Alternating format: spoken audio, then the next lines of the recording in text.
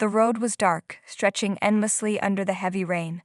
Michael gripped the steering wheel tightly, his eyes straining to see through the relentless downpour. The storm had come out of nowhere, turning the peaceful countryside into a nightmare of thunder and blinding flashes of lightning. He had been driving for hours, and exhaustion weighed on him like a heavy blanket. Then, suddenly, his car sputtered. The engine coughed, stuttered, and then died completely.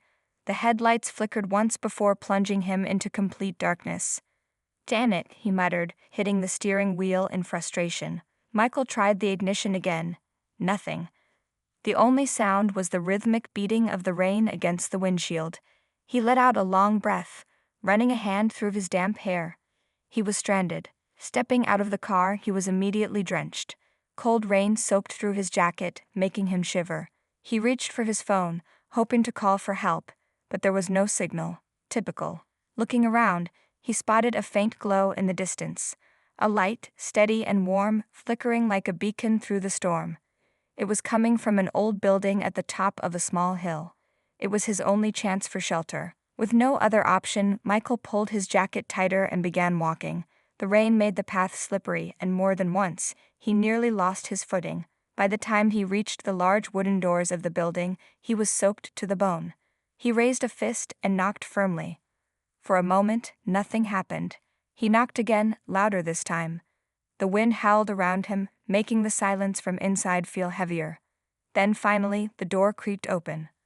A woman stood there, her face partially hidden in the dim light of a single candle. She wore a black habit, the fabric falling gracefully around her slender form.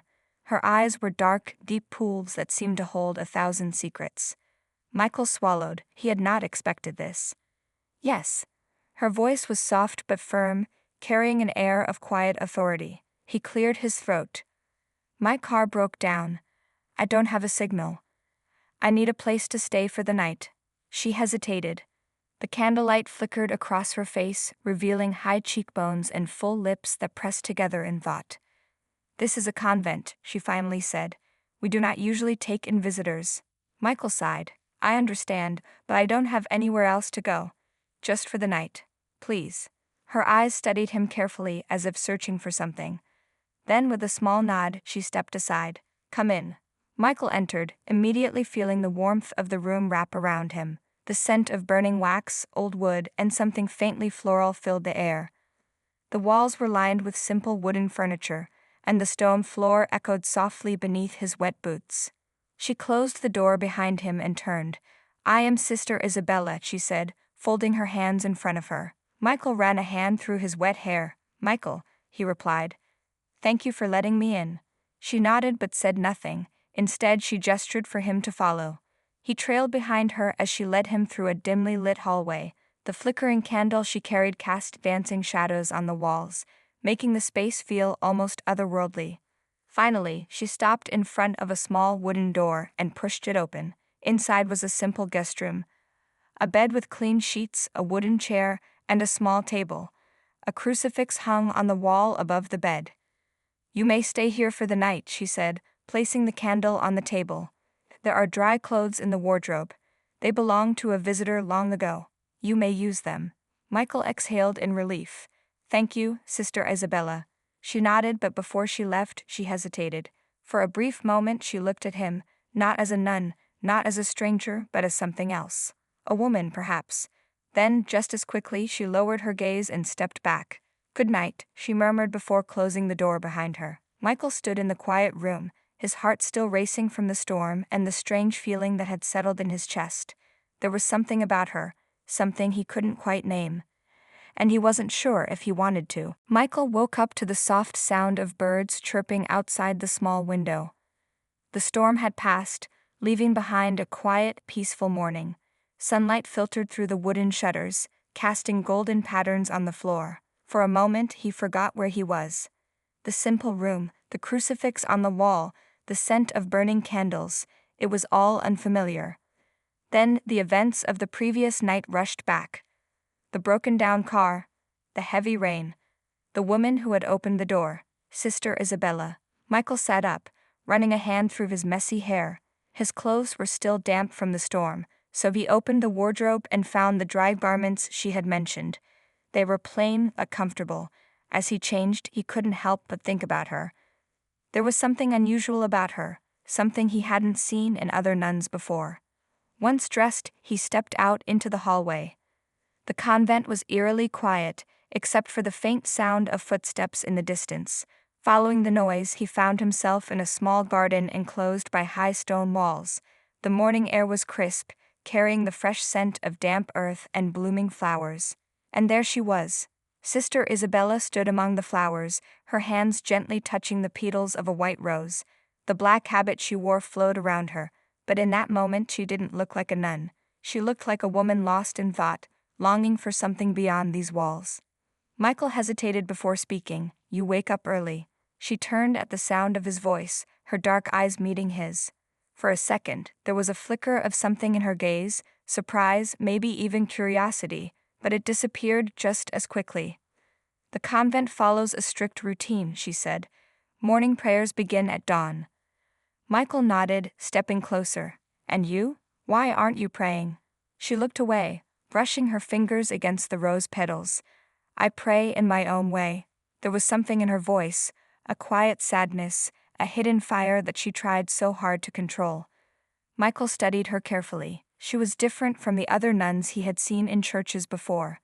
There was a softness to her, a vulnerability she tried to hide behind her devotion. "You don't belong here," he said before he could stop himself.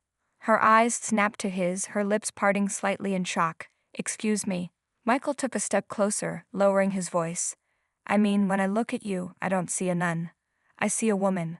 Her breath hitched, and her fingers tightened around the stem of the rose. "You are mistaken," she whispered, but her voice was weak. Michael shook his head. "I don't think I am." Silence stretched between them. The wind rustled the leaves, carrying the faint scent of roses and something else, something unspoken. Then she turned away. "You should leave after breakfast," she said. "The storm is over. You don't need to stay any longer." Michael frowned. "Is that what you want?" She hesitated for a second too long before answering. "It doesn't matter what I want." And with that she walked away, leaving Michael standing alone in the garden. He watched her disappear into the stone building, his chest tightening with a strange feeling he couldn't explain. He had met many women in his life, some bold, some shy, some full of passion, but none had ever intrigued him the way Sister Isabella did. She was a woman caught between two worlds, torn between duty and desire. And for some reason, Michael wasn't ready to walk away just yet. The sky darkened once again as evening fell over the convent. The day had passed slowly, each hour heavy with unspoken words. Michael had spent most of the afternoon walking through the convent's courtyard, trying to push away the thoughts circling in his mind. Sister Isabella. No matter how hard he tried, he couldn't stop thinking about her. The way her fingers trembled when she touched the flowers, the way her voice wavered when she spoke about what she wanted. There was something inside her, something restless, something burning just beneath the surface. And he wanted to know why. As night fell, the storm returned. The wind howled through the stone halls, rattling the windows. Lightning flashed across the sky, followed by the deep roar of thunder. Michael sat in his small room, listening to the rain pound against the roof. Then suddenly, the power went out. The candle on his bedside table flickered for a moment before the flame died, plunging the room into complete darkness. Michael exhaled slowly. The convent, already silent, now felt even more eerie. Stepping out of his room, he walked through the dimly lit hallways, looking for any sign of light. The only glow came from a single candle at the far end of the corridor, and standing beside it was her, Sister Isabella. Michael stopped in his tracks. She wasn't praying. She wasn't reading scripture. She was simply standing there, staring at the flickering flame. Her hands were clasped tightly in front of her, and there was something fragile about her posture, as if she was carrying a weight too heavy for her shoulders. He stepped closer. "Are you afraid of the storm?" he asked quietly. She didn't turn to look at him. "No," she whispered. "I am afraid of myself." Michael frowned. "Why?" Her breathing was unsteady. "Because I feel things I should not feel." His heart pounded at her words. He took another step toward her, close enough to see the way the candlelight reflected in her dark eyes. "Isabella?" At the sound of her name without the title, she finally turned to face him. There was something raw in her gaze, something vulnerable, something desperate. A silent battle was taking place inside her, and Michael could see it, feel it. She was drawn to him, just as he was drawn to her. A crack of thunder shook the convent, but neither of them moved. The air between them was thick, charged with something forbidden yet undeniable. Michael raised his hand slowly, hesitantly, as if giving her a chance to pull away. But she didn't. His fingers brushed against her wrist, light as a whisper. She sucked in a breath, but she did not move away. "You can still walk away," he murmured. Her lips parted, and for a moment he thought she would. He thought she would step back, turn around, and disappear into the shadows. But instead, her fingers reached for him. Trembling, wanting, her hand found his, her touch feather-light, hesitant but there. Michael swallowed hard. He could feel the rapid beat of her pulse beneath his fingertips. "I made a promise to God," she whispered, her voice full of conflict. Michael's jaw tightened. "And do you regret it?" Her eyes filled with something deep, something aching. "I don't know," she admitted. His heart pounded. He knew he was standing on the edge of something dangerous, something that could never be undone. But in that moment, nothing else mattered. Not the convent, not the vows she had taken, not the world outside this candlelit hallway. There was only her. And the silent, burning truth between them. The storm raged outside, shaking the old walls of the convent. Rain hammered against the windows, and the wind howled like a restless spirit. Inside the dimly lit hallway, however, another kind of storm brewed, one silent yet far more dangerous. Michael stood close to Sister Isabella, their hands barely touching. The warmth of her skin against his sent a shiver through him, and he knew this was the moment. The moment where everything would change. She should have pulled away. She should have whispered a prayer and turned her back on him. But she didn't. Instead, she stood still, her breathing uneven, her dark eyes locked on his. Her fingers, trembling yet eager, tightened around his hand. Michael's heart pounded. He knew what this meant. "Isabella," he said softly, as if saying her name might bring her back to reason. Her lips parted slightly, but no words came out. She looked lost, caught between devotion and desire. He lifted his free hand and brushed his fingers against her cheek. Her skin was soft, warm. She sucked in a breath, but she didn't move away. For a long, aching moment, they simply stood there, caught in something far bigger than themselves. Then she closed her eyes and leaned into his touch. That was all the invitation he needed. Slowly, carefully, he lowered his head, his lips just inches from hers. She didn't stop him. She didn't protest. If anything, she swayed closer, her breath mingling with his. When their lips finally met, it was like a dam breaking. Soft at first, hesitant, testing. Then, as if something inside her had shattered, Isabella melted against him. Her hands gripped his shoulders, desperate, unsure, but needing. He could feel the rapid beat of her heart against his chest. She was afraid, not of him, but of what she was feeling. Michael deepened the kiss, his hands sliding around her waist, pulling her flush against him. She gasped softly into his mouth but didn't pull away. Instead, she clung to him, her fingers curling into the fabric of his shirt. She was giving in, and God help him, he was too. The candle beside them flickered wildly, the shadows on the walls dancing like silent witnesses to their sin. The thunder outside was nothing compared to the storm inside Michael's chest. When they finally broke apart, both were breathless.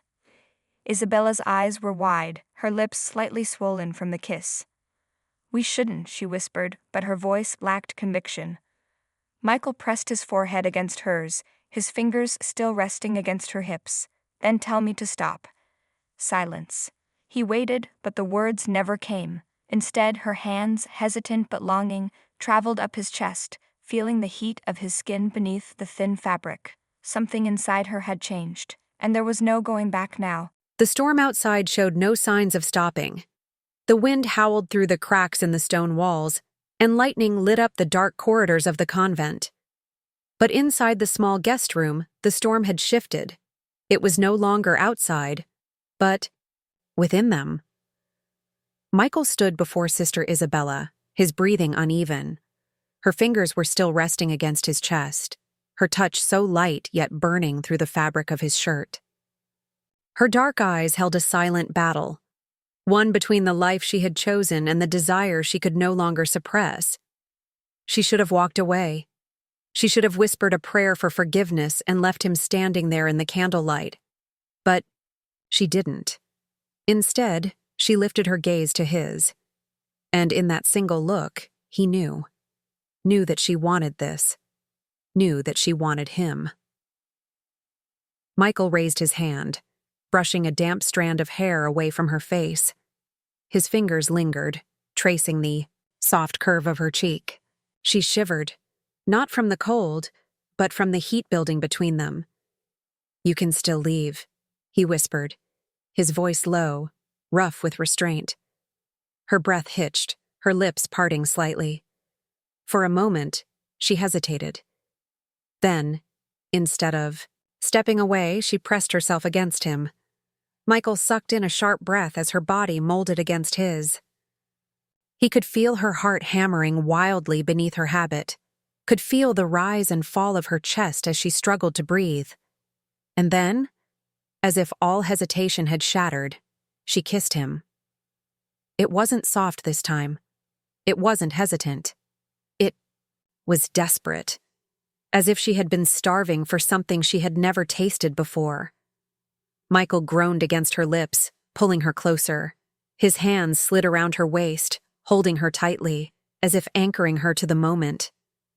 She responded, with a soft whimper, her hands fisting in his shirt, pulling him closer, deeper.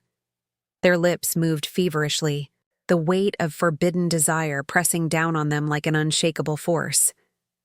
Michael reached for the ties of her habit, hesitating for a fraction of a second, giving her one last chance to stop. But when she tilted her head back, exposing the soft skin of her throat, he knew there was no stopping now. His lips trailed down her neck, tasting the warmth of her skin. She gasped, her fingers tightening in his hair. "Michael," she breathed, her voice barely above a whisper.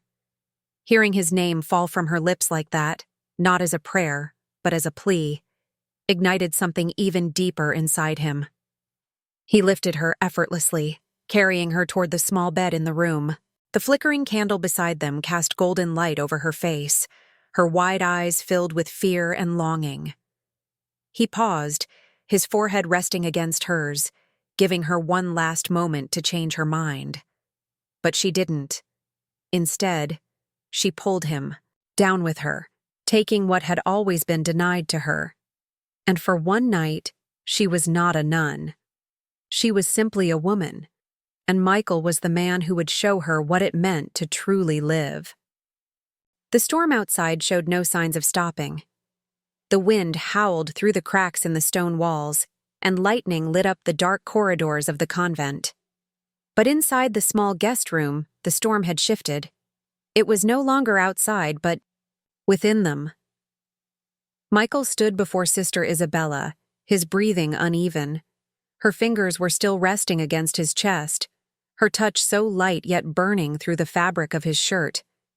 Her dark eyes held a silent battle, one between the life she had chosen and the desire she could no longer suppress. She should have walked away. She should have whispered a prayer for forgiveness and left him standing there in the candlelight. But she didn't. Instead, she lifted her gaze to his, and in that single look, he knew that she wanted this, knew that she wanted him. Michael raised his hand, brushing a damp strand of hair away from her face. His fingers lingered, tracing the soft curve of her cheek. She shivered, not from the cold, but from the heat building between them. "You can still leave," he whispered, his voice low, rough with restraint. Her breath hitched, her lips parting slightly. For a moment she hesitated. Then, instead of stepping away, she pressed herself against him. Michael sucked in a sharp breath as her body molded against his. He could feel her heart hammering wildly beneath her habit, could feel the rise and fall of her chest as she struggled to breathe. And then, as if all hesitation had shattered, she kissed him. It wasn't soft this time. It wasn't hesitant. It was desperate, as if she had been starving for something she had never tasted before. Michael groaned against her lips, pulling her closer. His hands slid around her waist, holding her tightly, as if anchoring her to the moment. She responded, with a soft whimper, her hands fisting in his shirt, pulling him closer, deeper. Their lips moved feverishly, the weight of forbidden desire pressing down on them like an unshakable force. Michael reached for the ties of her habit, hesitating for a fraction of a second, giving her one last chance to stop. But when she tilted her head back, exposing the soft skin of her throat, he knew there was no stopping now. His lips trailed down her neck, tasting the warmth of her skin. She gasped, her fingers tightening in his hair. "Michael," she breathed, her voice barely above a whisper. Hearing his name fall from her lips like that, not as a prayer, but as a plea, ignited something even deeper inside him. He lifted her effortlessly, carrying her toward the small bed in the room. The flickering candle beside them cast golden light over her face, her wide eyes filled with fear and longing. He paused, his forehead resting against hers, giving her one last moment to change her mind. But she didn't. Instead, she pulled him, down with her, taking what had always been denied to her. And for one night, she was not a nun. She was simply a woman. And Michael was the man who would show her what it meant to truly live. The knock at the door sent a jolt of fear through Isabella's body. She clutched the blanket tightly around her, her heart pounding so loudly she was certain whoever stood outside could hear it. Michael tensed beside her, his jaw clenched, his body rigid. They had been caught. The voice called again, stern, questioning. "Sister Isabella?" She turned to Michael, her dark eyes filled with panic. What were they supposed to do? Michael acted quickly. He grabbed his discarded clothes from the floor and slipped into them as silently as possible. The candle flickered, wildly throwing erratic shadows against the walls, as if mirroring the chaos in Isabella's mind. Another knock, this time more forceful. "Sister Isabella, open the door." She swallowed hard, forcing her voice to remain steady. "One moment." Michael turned to her, his face etched with concern. "What do you want me to do?" he whispered. She hesitated. What did she want? For years she had lived a life of devotion, a life of prayer, of sacrifice, of denying herself any earthly pleasures. And yet, in just one night, Michael had made her feel more alive than she ever had before. But was it worth everything? She looked at him, this man who had awoken something inside her, something raw and forbidden. He was waiting for her answer, his gaze searching hers. Did she send him away and return to the life she had always known?